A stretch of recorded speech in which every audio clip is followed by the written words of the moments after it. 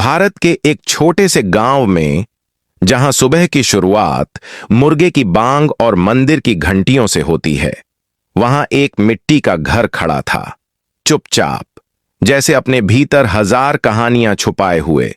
उस घर में रहते थे हरिदत्त, उनकी पत्नी शारदा और उनका इकलौता बेटा अमित।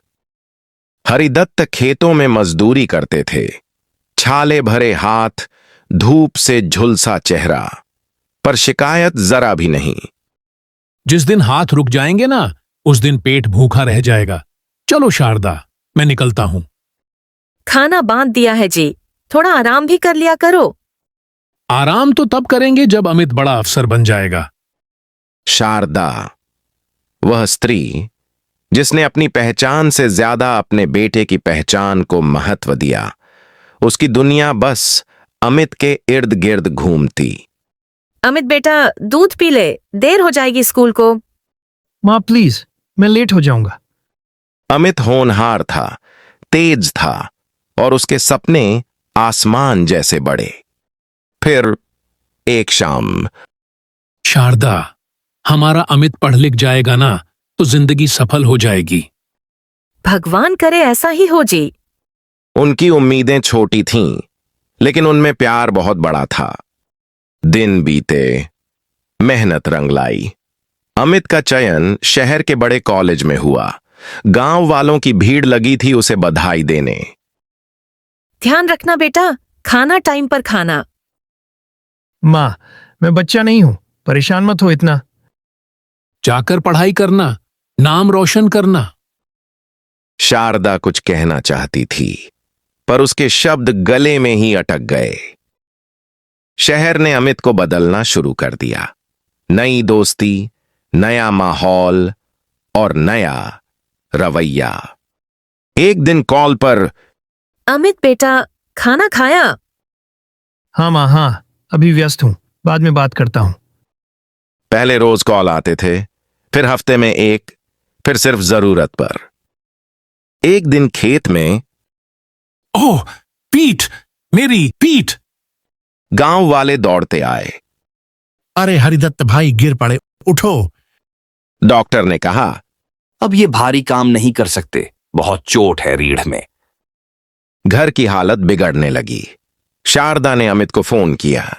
बेटा, पिताजी की तबीयत ठीक नहीं। माँ, अभी एग्जाम है, बाद में बात करता हूं।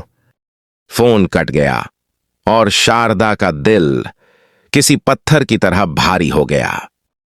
अमित को नौकरी मिल गई, पहली सैलरी आई और उसने महंगा मोबाइल खरीदा। घर पैसे भेजे, लेकिन आवाज, समय और साथ भेजने की फुर्सत उसे नहीं मिली। एक ठंडी रात, शारदा, शारदा, सहा नहीं जा रहा। अमित को फोन करूं? नहीं, परेशान मत करना उसे। गांव वाले लेकर गए अस्पताल, लेकिन सुबह होने से पहले सब खत्म। अमित को फोन गया। अमित बाबू, आपके पिताजी नहीं रहे। मैं अभी मीटिंग में हूं, मैं देखता हूं। वह अगली ट्रेन से नहीं आया।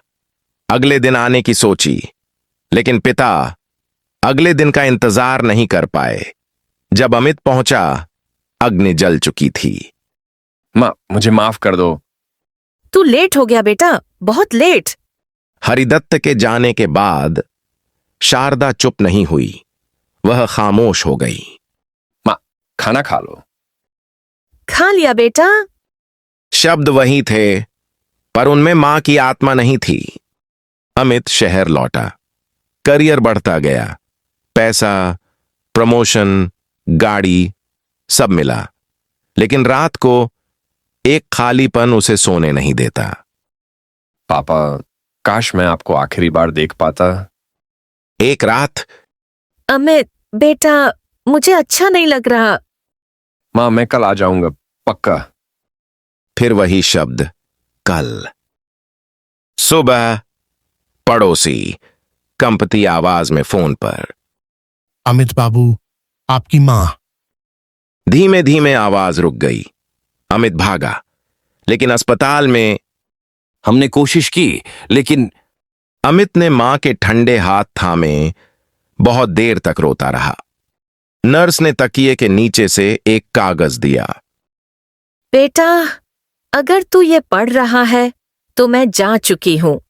मैंने कभी कुछ मांगा नहीं, बस तेरी आवाज चाही थी।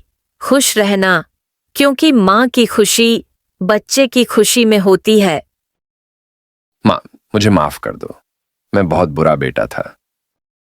उस दिन पहली बार अमित ने समझा, सफलता की ऊंचाई अगर अपनों की कब्रों पर खड़ी हो तो वह जीत नहीं होती। अमित ने नौकरी छोड़ दी, गांव लौटा, एक स्कूल खोला। पढ़ोगे, आगे बढ़ोगे, पर सबसे पहले अपने माता पिता की कद्र करोगे, ठीक? बच्चे एक साथ। जी सर। अमित हर सुबह मां पिता की तस्वीर के आगे खड़ा होकर, अब देर नहीं होगी, कभी नहीं। इस कहानी की सीख बहुत सीधी है। माता पिता को हमारे पैसे की नहीं, हमारे साथ की जरूरत होती है। पैसा भेज देना आसान है, लेकिन प्यार सिर्फ दिल वाले भेजते हैं। अगर यह कहानी आपको अच्छी लगी हो तो इसे लाइक और शेयर जरूर कीजिए, और ऐसी ही दिल को छू लेने वाली कहानियों के लिए चैनल को सब्सक्राइब करना मत भूलिए, क्योंकि हर कहानी सिर्फ सुनने के लिए नहीं होती, कुछ जिंदगी बदलने के लिए होती है।